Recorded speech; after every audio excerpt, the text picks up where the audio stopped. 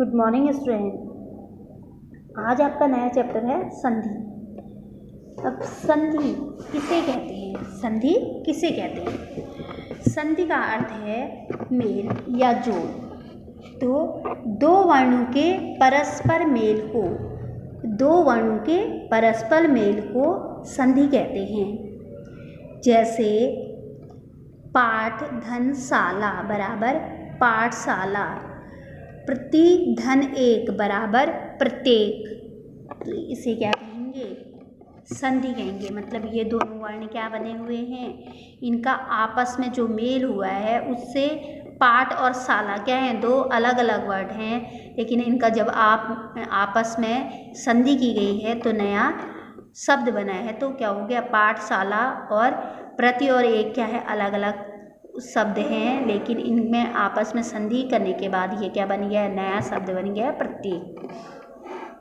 तो इसी प्रकार दूसरा है कि संधि विच्छेद। संधि विच्छेद किसे कहते हैं? संधि विच्छेद क्या होती है? तो संधि की प्रक्रिया से बने शब्दों को उनकी पहले जैसे स्थिति में लाना ही संधि विच्छेद कहलाता है। जैसे नवोदय, नव धन उदय बराबर नवोदय। मतलब पहले क्या है? नवोदय है। नवोदय संधि से बना वर्ण है, लेकिन जब हम इसको फिर से अलग करेंगे नव धन उदय हो जाएगा, तो ये क्या है? उसका संधि विच्छेद हो गया। जैसे रेखांकित एक वर्ड है और इसको हम अगर संधि विच्छेद करेंगे तो हो जाएगा रेखा धन अंकित। वैसे ही नमस्ते है तो नमः धन ते बराबर नमस्ते। सज्जन सत धन जन। अब जब क्या होता है, संधि से बने हुए शब्दों को अलग करने की जो प्रक्रिया होती है उसे संधि विच्छेद कहते हैं। इसी प्रकार संधि के भेद, संधि के 3 प्रकार होते हैं या संधि के 3 भेद हैं। स्वर संधि, व्यंजन संधि और विसर्ग संधि। स्वर संधि, व्यंजन संधि और विसर्ग संधि। स्वर संधि क्या होता है? जब स्वरों का आपस में मेल होता है, जब स्वरों का स्वरों से मेल होता है, जब एक स्वर वर्ण का दूसरे स्वर वर्ण से मेल होता है तो वहाँ पर क्या होता है? वो उत्पन्न विकार को स्वर संधि कहते हैं। जैसे सूर्य धन उदय बराबर सूर्योदय। तो यहाँ पर अ और उ दोनों क्या हैं? स्वर हैं, तो इनके मेल से ओ बना है, तो यहाँ पर क्या है? स्वर संधि है। जब दो स्वरों का आपस में परस्पर मेल होता है और उससे विकार से उत्पन्न होने वाले वर्ण को स्वर संधि कहते हैं। व्यंजन संधि, जब किसी व्यंजन के बाद कोई स्वर या व्यंजन आने पर जो परिवर्तन या विकार आता है उसे व्यंजन संधि कहते हैं। मतलब कि जब व्यंजन का स्वर से मेल हो या स्वर का व्यंजन से मेल हो, चाहे फिर व्यंजन का व्यंजन से मेल हो, तो इनके मेल से परिवर्तित होने वाले वर्ण को व्यंजन संधि कहते हैं। जैसे देखो, जब व्यंजन का स्वर से मेल होता है तो जैसे वाक धन ईश बराबर वागीश।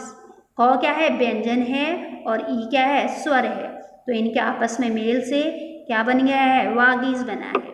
अब जैसे परिधन नाम, परिधन नाम, परि में क्या है? ई क्या है?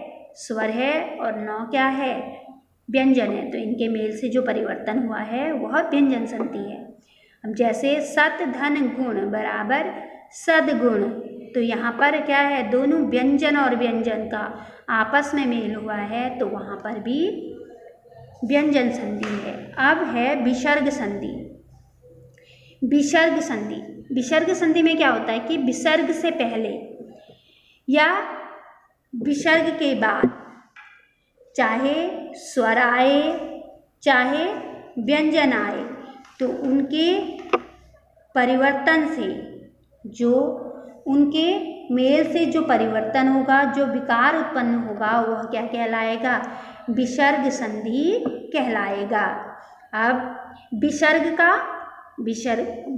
का स्वर से या विसर्ग का व्यंजन से किसी से भी मेल होता है तो वहाँ पर क्या हो जाता है? विसर्ग संधि होती है। जैसे दुह धन जन बराबर दुर्जन, निह धन अथक बराबर निरर्थक। तो यहाँ पर क्या हो रहा है, व्यंजन चाहे व्यंजन का हो चाहे स्वर का हो, जब क्या हो रहा है विसर्ग से मेल हो रहा है तो उससे जो परिवर्तन आ रहा है तो उसे हम विसर्ग संधि कहते हैं।